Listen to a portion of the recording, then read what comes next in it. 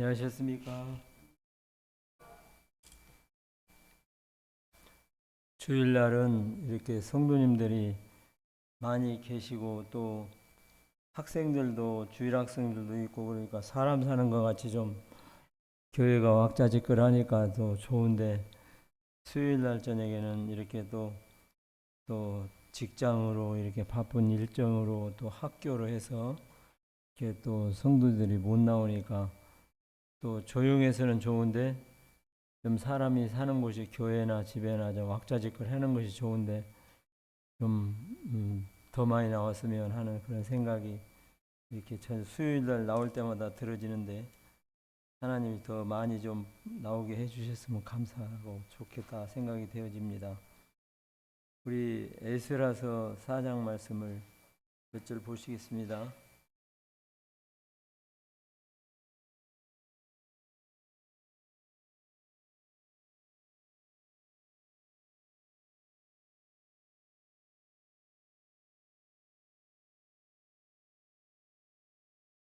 1절부터 3절까지 읽어보겠습니다. 같이 한 목소리로 찾으셨으면 4장 1절 읽겠습니다. 유다와 베냐민의 대적이 사로잡혔던 자의 자손이 이스라엘 하나님 여호와를 위하여 전을 건축한다 함을 듣고 스룹바벨과 조장들이 나와 이르되 너희는 우리와 함께 건축하게 하라. 우리가 너희같이 너희 하나님을 좋아하노라. 다스루 왕이 이르니 우리를 이리로 보내는 날부터 그가 너희에게 제사를 드리노라. 스룹바벨과 예루살렘과 다 이르사엘 지라시되 우리 하나님의 전을 건축한다 하는 것이 우리와 상관이 없느니라. 바사왕 고레스가 우리에게 명하신 대로 우리가 이스라엘 하나님 여호와를 위하여 홀로 건축하리라 했더니 3절까지 읽어보게 됐습니다. 이 포로로 70년 동안 이렇게 잡혀갔던 이 유대인들이 이렇게 고레스의 왕의 마음을 감동시키셔서 예루살렘에 예레미야의 70년이면 예루살렘 황무함이 마치리라 하는 대로 이렇게 공포도 하고 조서도 내려서 하나님의 말씀을 이루어가는 것을 보게 됩니다. 그래서 1장에는 하나님께서 고레스 왕을 통해서 선포한 대로 백성들을 부르셔서 우리를 구원하신 하나님은 우리를 부르시는 것을 보게 됩니다. 구원의 삶으로 부르시고 새로운 삶으로 부르시고 또 자유의 삶으로 부르시는 하나님의 은혜를 생각하게 됩니다. 다른 말씀에 보면 그들이 시온에서 포로로 바벨론에서 포로로 그렇게 삶을 살 때에는 시온을 생각하고 울었다고 말씀하십니다. 그리고 시온의 포로로 예루살렘으로 돌려보낼 때에 그들이 꿈꾸는 것 같았다 하는 그런 말씀을 시편에 기록된 것을 저희들이 읽어보게 됩니다. 그래서 고레스가 공포한 대로 이제 이들은 갈 준비를 해서 가는 것이 1장의 내용인데 2장에는 이제 그 갔었던 사람들의 명단이 나오는 것을 보게 됩니다. 그래서 많은 사람들이 잡혀갔는데 그런데 명단에는 5만 명 좀 넘게 해가지고 포로로 잡혀가는 어떤 사람들이 이제 예루살렘에 귀환하는 것을 기록한 것을 보게 됩니다. 백성들의 많은 사람들이 있었지만 하나님 말씀에 응답해서 하나님 말씀에 순종해서 예루살렘으로 올라가는 사람은 5만여 명 좀 넘는 것을 명단을 기록한 것을 보게 됩니다.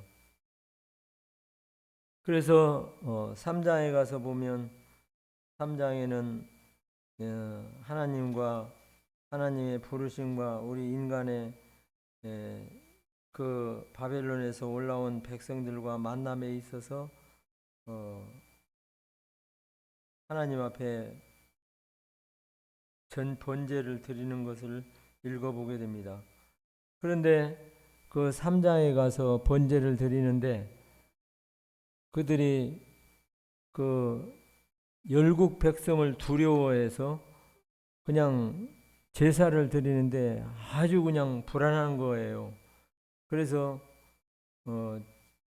절기를 따라서 그들이 초막절을 맞이해서 초막절에 번제를 드리고 그러는데 하도 두려우니까 아침에도 드리고 저녁에도 제사를 드려서 이렇게 조석으로 이렇게 번제단이 다 준비가 되고 성전이 준비가 안 됐지만 터 위에 예루살렘 그 성전 터 위에 단을 쌓고 그냥 거기서 제사를 드리는 거예요. 번제를 드리는 거예요.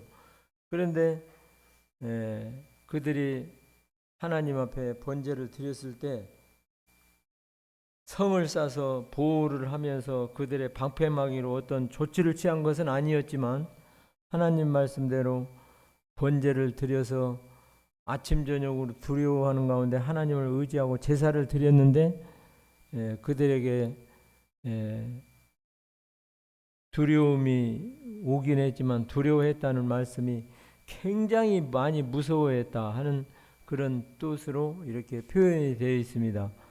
그런데 그들이 두려워한 대로 두려움이 임한 게 아니고 예배한 대로 번제 드린 대로 하나님이 그들을 보호하셨고 지키셨다 하는 것을 이 3장 말씀에서 읽어보고 저희들이 생각을 하게 됩니다. 그래서 이들이 번제한 대로 아니 두려운 대로 된 것이 아니라 하나님 앞에 번제를 드린 대로 제사를 드린 대로 예배를 드린 대로 하는 것이 주어졌다 하는 것을 보게 됩니다. 그래서 우리가 하나님 앞에서 사는 것은 우리가 두려운 대로 두려움이 다 임하는 게 아니라 하나님을 의지하고 두려워하지만 예배드리는 자가 하나님 앞에 은혜를 입고 하나님의 도우심을 입는다 하는 것을 생각하게 됩니다. 사람이 이 자녀들을 똑똑하게 키우고 싶은 것이 부모된 마음이라고 하는 것이 모든 사람들의 공통된 생각일 것입니다. 그래서 자녀들을 학원에도 보내고 뭐 자기의 잘하는 재능을 살려서 이렇게 어쨌든 자녀가 잘 되기를 위해서 부모가 돕고 노력하는 것이 부모된 마음인데 그런데 좋은 학교 간다고 자녀가 많이 배운다고 해서 잘 된다고 말할 수는 없는 거예요. 우리 성도님들도 기억하실런지 모르겠습니다만 저쪽에 어디 성도는 그렇게 좋은 학교를 나오질 않았어요. 그거를 보면서 어떤 성도가 그렇게 말해줘서 저도 그 얘기를 동의를 하게 됐는데 서울에 있는 유명한 대학도 나온 것은 아닌데 이렇게 공부를 해서 이제 취직을 했는데 또 취직을 했던 직장에서 이렇게 문을 닫았어요. 직장이. 그래서 문을 닫았는데 영문과를 나왔는데 서울의 인류 내노라는 대학은 아니니까 그래도 좋은 직장은 안 갔는데 그래도 가서 직장을 그런 대로 다니고 이렇게 했는데 직장이 문을 닫으니까 이제 영문과 나와서 영어부에 일을 했지만은 이제 그냥 더 다닐 수가 없고 그래서 집에 있는데 하나님 우리 성도님들도 아실 것입니다만 그 거래처를 알게 된 그 사람과 연락이 돼서 다시 연락을 줘서 너 뭐하냐 그래서 직장이 문을 닫아서 지금 집에 놀고 있습니다 그랬는데 내가 그러면 돈을 보내줘서 물건을 사서 그 물건 제품을 만들어서 나에게 납품을 해라 그래서 다시 연결이 돼서 지금은 많은 그 재산도 축적하고 하나님을 잘 섬기는 어떤 형제의 그 삶을 보게 됐는데, 그런데 부모가 이렇게 70년 동안 하나님 앞에 예배를 드리지도 못하던 바벨론에서 이렇게 나와서 하나님 앞에 예배를 드리고 두려움 가운데 있었지만은 하나님을 의지하고 살았던 이들에게 두려움으로 하는 게 아니라 예배한 대로 하나님께서 그들을 축복해 주셨다 하는 것을 보면서 이 말씀을 보게 됩니다. 근데 4장에 들어가서 보면 유다와 베냐민의 대적이 사로잡혔던 자의 자손이 이스라엘 하나님 여호와를 위하여 전후 건축한다함을 듣고 스룹바벨과 족장들에게 나와 이르되 우리도 너희와 함께 건축하게 하라. 우리도 너희같이 너희 하나님을 구하노라. 하수르 왕 엘살하도니 우리에게 이렇게 오게 한 날부터 우리 하나님 우리가 하나님께 제사를 드리노라. 3장에서 하나님을 의지하고 이렇게 하나님 앞에 도우심을 바라면서 참 힘들게 이렇게 하나님을 섬기고 이렇게 의지하고 살았으면 하나님께서 4장에 가서는 더 좋은 일이 잘 되고 탄탄대로와 같은 형통함이 있어야 되는데 이렇게 대적이 등장하는 것을 보게 됩니다.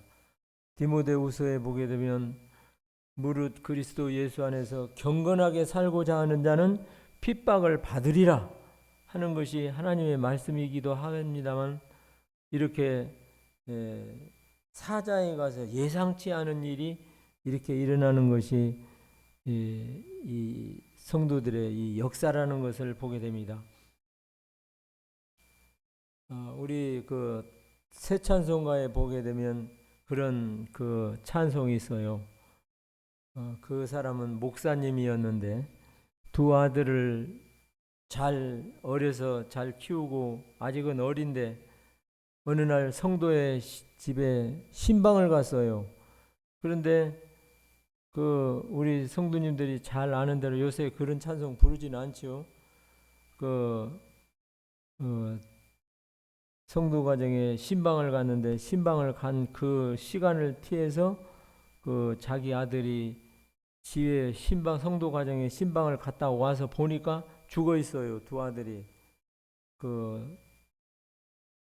자기를 반대하던 기독교를 반대하던 그 사람들이 자기 아들을 죽였는데 그 새 찬송가의 그 밑에 보면 내 주여 뜻대로 행하시옵소서 하면서 통탄을 하면서 땅을 치고 울면서 하나님 앞에 살든지 죽든지 내 주의 뜻대로 행하시옵소서 하면서 우는 찬송이 있잖아요.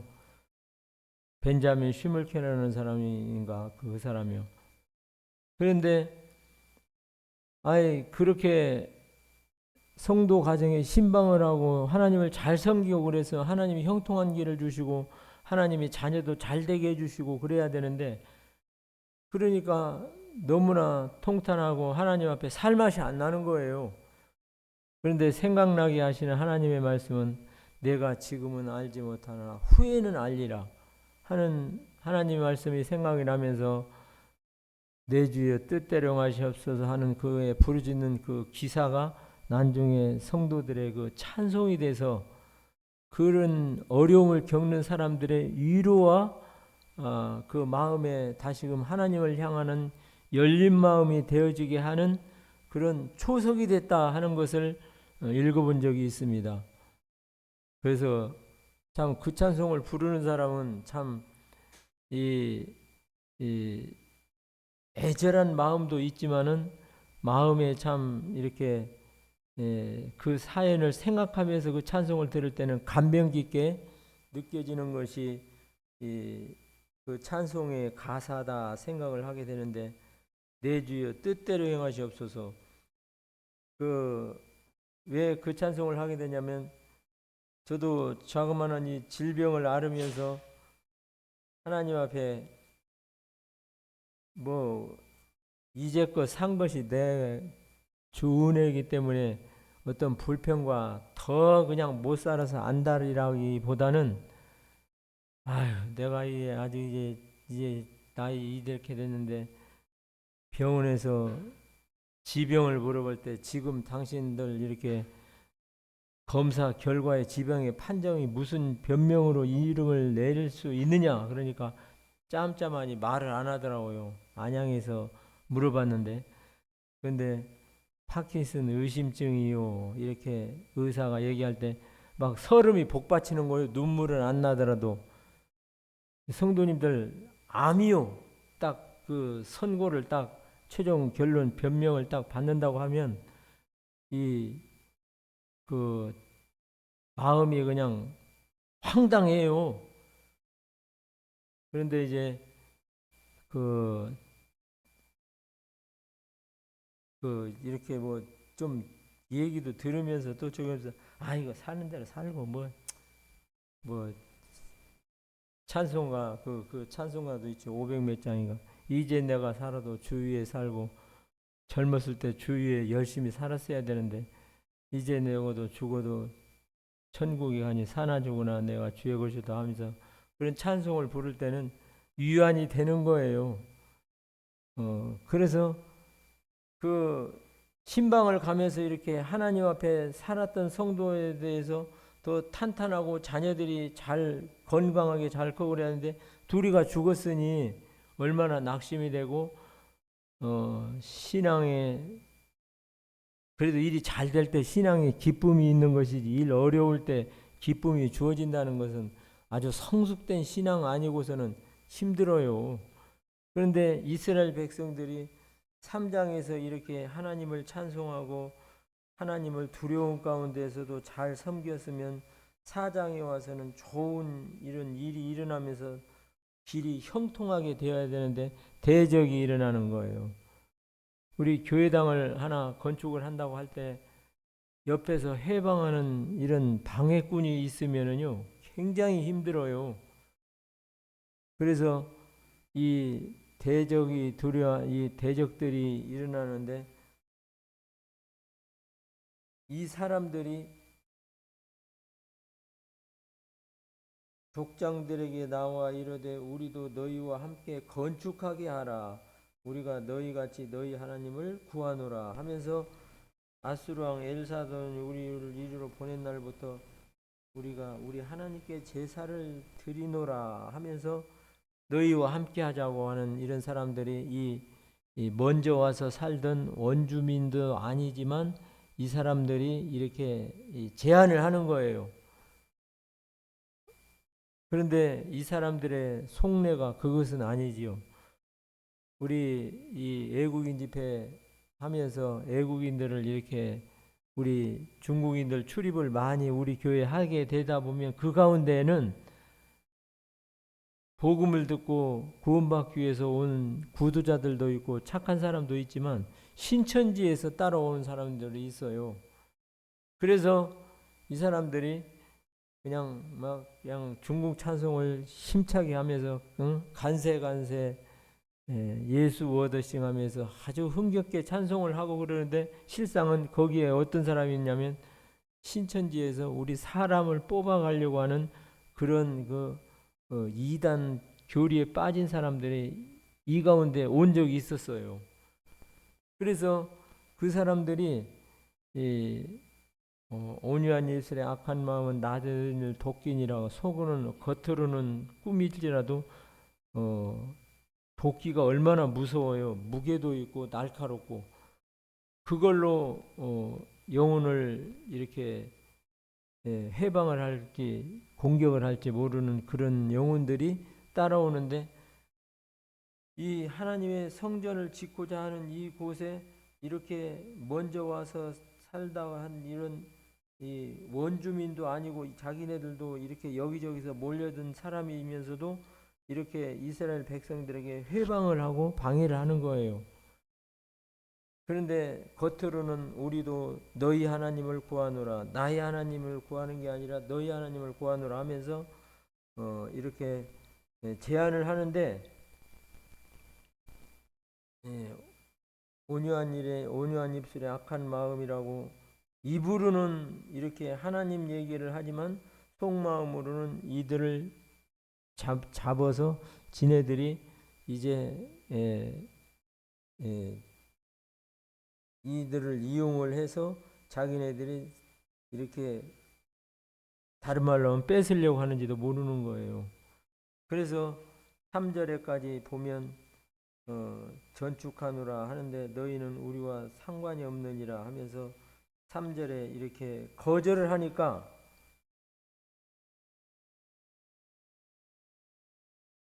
4절에 보면 이들이 진짜 정직한 마음으로 신앙을 갖고 하나님을 섬기기를 원했다면 너희는 우리와 상관이 없다 그렇게 말했을 때에 그래 그러면 우리가 이렇게 뭐 너희들 하는 일에 반대를 안 하고 다 지어지면 우리도 신앙을 갖고 이렇게 같이 그때 함께 하자 그때 우리도 돕고 할게 이렇게 나오는 게 아니라 여기에서 본색이 드러나는 이런 것을 4절에서 보게 됩니다. 4절 이후로 이로부터 그 땅 백성이 유다 백성의 손을 약하게 하여 그 건축을 방해하되 바사왕 고레스의 시대부터 바사왕 다리오 시대가 즉위할 때까지 관리들에게 뇌물을 주어 그 경영을 저희하였으며 또 아수르의 왕 아수르가 즉위할 때까지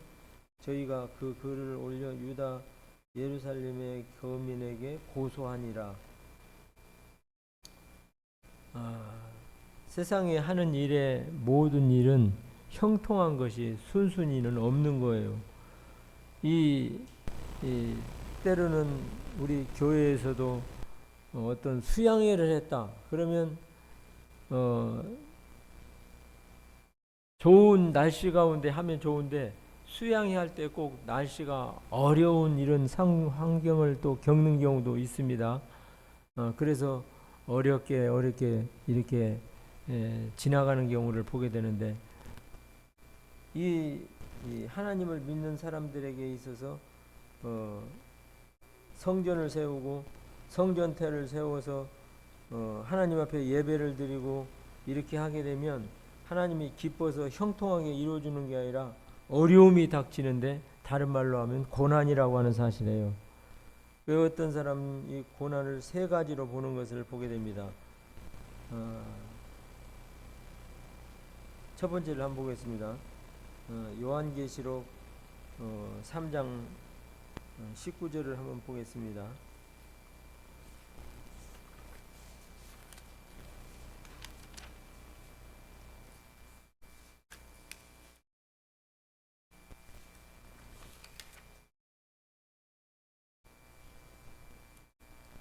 우리 19절 한번 읽어보겠습니다.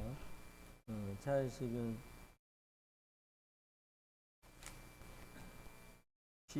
한번 읽어보겠습니다. 19절 시작. 내가 사랑하는 자를 징계하노니 그러므로 열심을 내라 회개하라. 하나님 앞에 우리가 잘못되어 있을 때 하나님께서 사랑하시는 자를 징계한다고 말씀하십니다. 하나님 앞에 좋은 일을 하는 것 같고 이렇게 저기 하는 것 같은데 이렇게 어려움을 받는데 이것은 고난이라고 하고 이런 사람을 또 하나님 앞에 합당치 못한 우리 부족한 자세를 바로잡기 위해서 징계를 통해서 하나님께서 고난을 주신다 하는 것을 말씀하십니다. 이 히브리서에 보게 되면 하나님께서 징계가 없는 자에게는 사생하여 그런 말씀이 있어요. 이 욥기서에 보면 하나님 앞에 징계를 받는 자는 복이 있는 자다 이렇게 말씀하시는데 어떻게 보면 맞지가 않잖아요. 어려움을 받고 이렇게 하는데 복이 있다고 말씀하시는 것이 안 맞는 거예요. 어떻게 보면. 그런데 참 아버지는 우리의 간섭을 하고 히브리서 12장에 보면 이렇게 어려움을 주고 책망을 하고 징계를 하는데 사랑하니까 그런다는 거예요. 하나님께서 하나님을 어렵게 예배를 드리면서 하나님을 어렵게 섬기면서 이렇게 살아가는 성도들에게 이렇게 징계를 주면 어렵잖아요. 그런데 사랑하니까 깨닫고 열심을 내고 회개하고 하나님 앞에 돌아오라고 더 의지하라고 어려움을 준다는 거예요. 징계를 통해서. 그래서 하나님이 우리에게 징계를 주실 때는 하나님께서 나를 더 사랑하시는구나 하는 것으로 깨달으면 하나님의 사랑을 다시 바라보게 됩니다. 그런데 하나님의 넓은 사랑을 생각지를 않고 하나님을 우리 좁은 소견으로 생각할 때 하나님은 사랑해 주지도 않고 하나님은 나에게 복도 주시지도 않고 질병만 주시고 하나님은 이렇게 나에게 이렇게 관심이 없나 봐 하면서 마음을 닫아버리니까 하나님과의 멀어지는 이런 마음을 보게 됩니다. 20절을 읽으면서 한 번 더 보겠습니다. 20절 시작. 볼지어다 내가 문 밖에서 두드리니 누구든지 내 음성을 듣고 문을 열면 내가 그에게로 들어가 그로 더불어 먹고 그는 나로 더불어 먹으리라. 이 하나님의 말씀, 볼지어다 내가 문 밖에서 두드리니 누구든지 내 음성을 듣고 문을 열면 내가 그에게로 들어가 그로 더불어 먹고 그는 나로 더불어 교제하리라. 그런데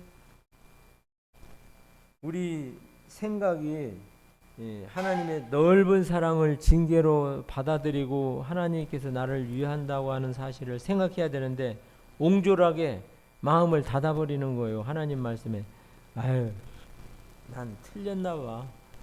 뭐 되는 것이 없어. 생각이 이렇게 좁으면 좁게 생각하면 좁게 생각하는 만큼 더 넓은 마음으로 가슴을 피고 받아들이는 하나님의 사랑이 아니라 그냥 옹졸하니 내 생각으로 생각을 접어버리는 거예요. 그것은 잘하는 것이 아니라는 사실이에요. 그런데 하나님의 사랑이 그렇게 좁은 사랑이고 그런 게 아니라 어떻게 하기 위해서 그렇습니까? 더 큰 사람으로 더 이해와 관용과 용서와 하나님의 이렇게 큰 사랑을 생각하면서 믿음으로 담대하게 나오기를 원하기 위해서 사랑의 매를 때리는 거예요. 저도 자식이라고 많지도 않은 둘을 키우는데 이렇게 애들을 이렇게 사랑으로 이렇게 많이 사랑해주고 조금 때리면서 이렇게 해야 되는데 때리기만 때리고 이렇게 해서 자매하고 이렇게 충돌이 있었죠 이제. 근데 돌아가신 박준영 형제님 자녀 교육을 이렇게 가게 되면 자녀를 많이 때려야 된다고 그래서 잘못된 깨달음을 갖고 이렇게 자녀를 이렇게 교육도 참 잘 배워야 되는데 사랑을 많이 해주고 조금 야단을 치고 말해야 되는데 이렇게 뭐라고는 많이 하고 사랑은 조금 해주고 그런 참 이렇게 부족한 교육이 있었는데 하나님께서는 그런 사랑이 아니라 하나님은 우리 전후 좌우를 다 보시고 우리의 미래도 보시는 건 아니라 우리의 부족한 이 성향도 보시기 때문에 사랑의 징계를 통해서 더 성숙된 사람으로 만들기 위한 하나님의 고난의 교육이라고 하는 사실이에요. 그래서 징계를 통해서 그 성도가 하나님 앞에 바로 서기를 바라는 마음으로 이렇게 교육을 시킨다는 거예요. 그 다음에 또 하나의 그 고난을 통해서 어려움을 겪게 하는 것은 뭔 잘못한 것이 없는데 하나님 앞에 더 성숙된 믿음으로 열심히 이렇게 살아가고 이렇게 믿음 삶을 살아가고 있는데 어려움을 당하는 거예요. 그러면 하나님이 미워서 그러느냐? 그것은 아닌 거예요. 하나님 앞에 믿음 생활을 잘하고 있는데도 어려움을 겪고 고난을 당하게 되는 것은 이 부족하고 못해서가 아니라 더 열심을 통해서 하나님 앞에 더 성숙된 성도가 되기 위해서 하나님께서 하시는 이스라엘 백성의 이 교육이 있다는 거예요. 그래서 내가 어려움을 겪고 그러면 나를 돌아보는데 내가 하나님 앞에 특별히 잘못한 것이 없는데 이렇게 내게 어려움을 겪으면서 이렇게 살아가게 하신다 하면은 하나님이 나를 더 큰 사람을 위해서 더 연단을 위해서 이렇게 교육을 시키는 하나님의 방법이다 생각을 하면 이렇게 견딜 수 있다 생각을 해보게 되는데, 우리 야고보서 1장 말씀을 한 절 찾아서 읽어보겠습니다.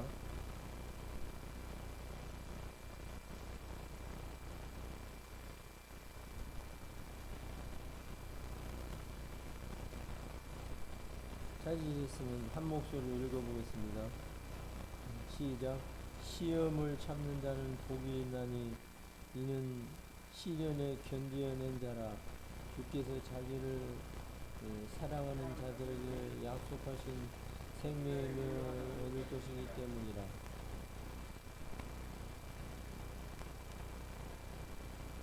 하나님 앞에 신앙생활에 지혜 중에 하나라고 하면 참는 거예요. 견디는 거예요. 그래서 하나님의 말씀 전도서에 보면 급한 마음으로 노를 바라지 말라. 노는 우매한 자의 품에 머무름이니라. 선을 행하고 죄를 범치 않는 의인은 세상에 아주 없다. 급한 마음으로 노를 바라지 말라 하는 것이 하나님의 말씀인데, 시험을 인내가 부족할 때는 그냥 우리 생각대로 결정을 내고 우리 생각대로 이렇게 행동을 해버리는 거예요.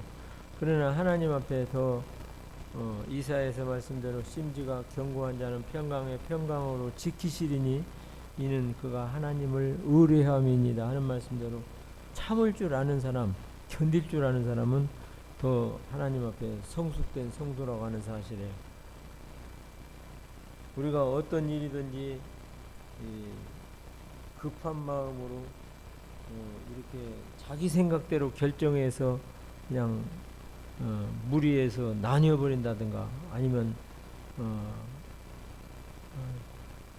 뭐 화를 낸다든지 그런 것이 지혜가 아니라는 거예요. 그런데 하나님 앞에 참는 것이 지혜라고 하는 사실인데, 여기에서 이렇게 어려움을 겪는 가운데서도 하나님의 도우심을 바라고 참고 견디는 것이 지혜라고 하는 사실이에요. 그러나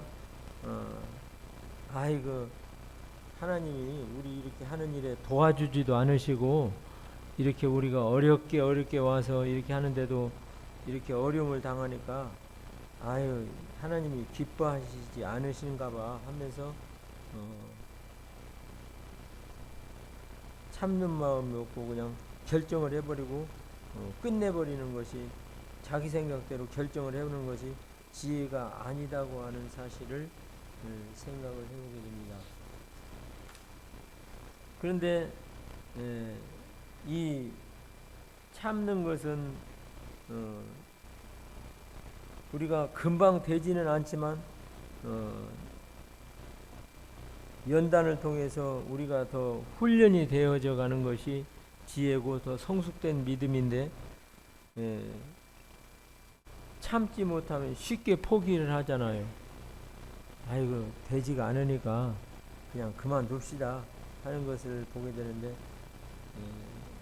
하나님 말씀은 참고 견디는 것이 그에게 행해야 될 하나님 앞에서의 행동이라고 하는 사실을 생각을 해보게 됩니다. 그런가 하면 또 내가 하나님 앞에 크게 잘못한 것도 없는데 또 더 성숙된 믿음으로 더 이렇게 가르치라는 것도 아닌 것 같고, 그런데 그냥 어려움을 겪는 경우를 이렇게 보게 됩니다. 욥의 경우를 보게 되는데, 욥이 하나님 앞에 특별히 뭐 잘못을 해서 그렇게 어려움을 겪는 것이 아니었잖아요. 근데 자기 부인은 그때 당시는 인과 응보의 세대라고, 심은 대로 거두고 행한 대로 받는다고 하는 그런 세대가 있기 때문에 어려움을 겪고 고통을 겪을 때는 저 사람 그래도 저 사람 뭐 하나님 앞에 캥기는 것이 있는 거야. 뭐 잘못했으니까 저렇게 그래 온몸이 다 저렇게 그냥 악창이 나고 그냥 피부가 저렇게 하고 고통을 겪는 것은 하나님 앞에 죄를 받는 거야. 사람들이 그렇게 생각할 수도 있는 거예요. 그런데 그 부인이 그렇게 말했을 때, 하나님을 욕하고 죽으라 했을 때, 그대의 말이 어리석은 여자 중에 한 사람의 말과 같다 하면서 우리가 하나님 앞에 복을 받았으니 고난도 받을 때가 있는 것인데 그렇게 당돌하게 말하는 것은 지혜가 아니다 하면서 하나님 앞에 얘기를 하는데, 그런 경우에 욥이 잘못한 게 없잖아요. 그런데 그 친구들은 어떻게 합니까? 친구들은 도와주지 않고 그 욥을 찾아가서 위로를 하는 거고, 뭘 도와주는 게 아니라 그냥 욥의 마음을 박박 긁잖아요. 그래서 당신이 뭘 잘못했으니까 이렇게 하나님 앞에 징벌을 받는 게 아니냐. 그런데 우리 갈라디아서 6장의 말씀을 한 절 보면서 이야기하겠습니다.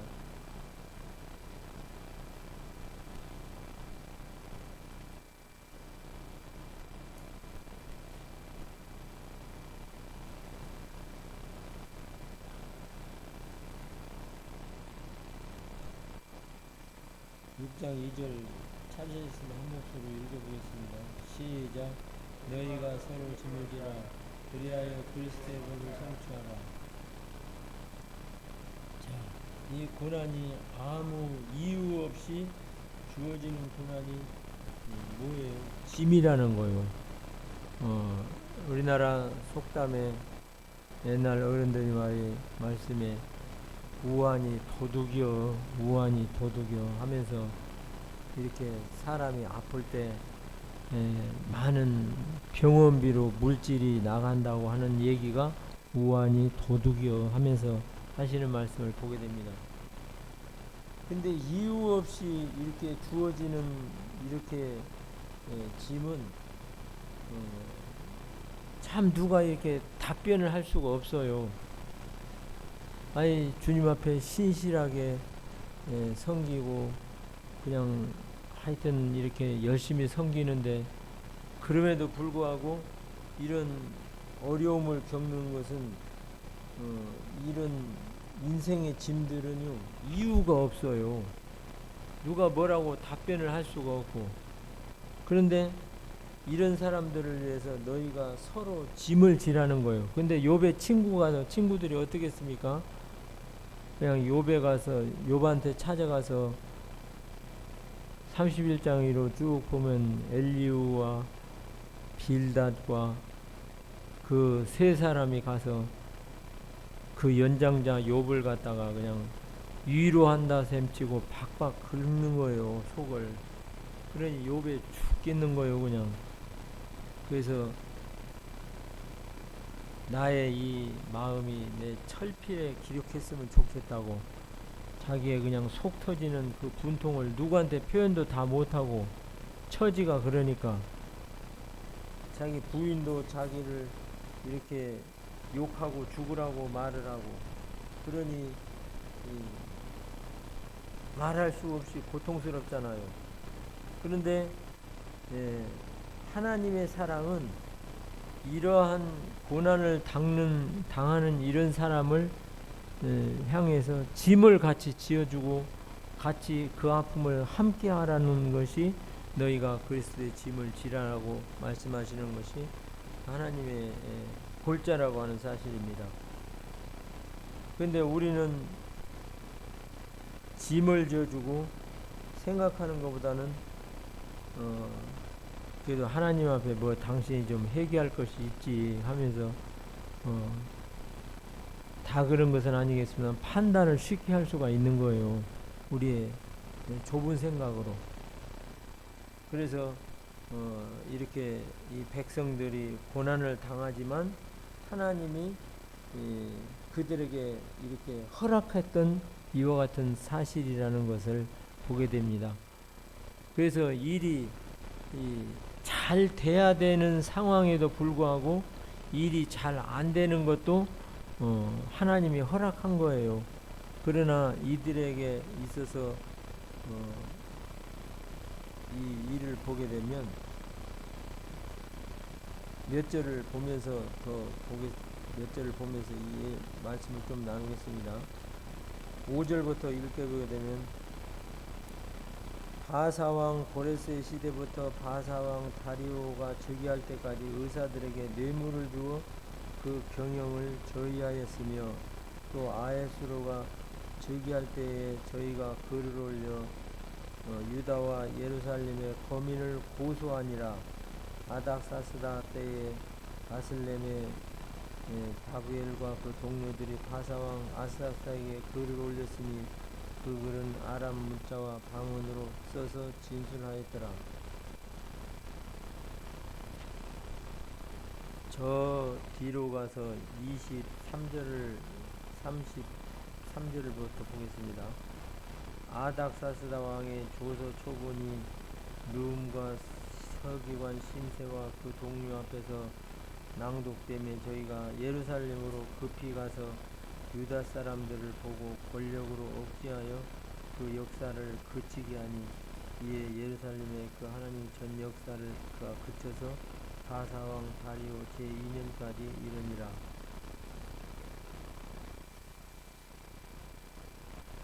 이 사람들이 하나님에 대한 여러 가지 이렇게 가르침의 고난과 여러 일도 있었습니다만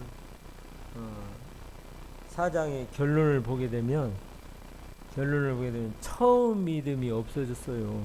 처음 믿음이 없었던 거예요. 권력을 뛰어넘는 것이 죽음을 무릅쓰고 갔었던 성도들의 이 삶이었는데 권력으로 억제하니까 권력에 그냥 눌려버리니까 이렇게 하는데 처음에 주님을 믿을 때는 죽기를 각오하고 이렇게 신앙으로 이렇게 나가는 이런 열정이 있는데 여기에 이렇게 있다 보니까 지금은 이렇게 권력에 밀리다 보니까 권력으로 억제하여 그 역사를 그치게 했다 하는 것을 보게 되는데 3장에서는 그렇지 않았잖아요.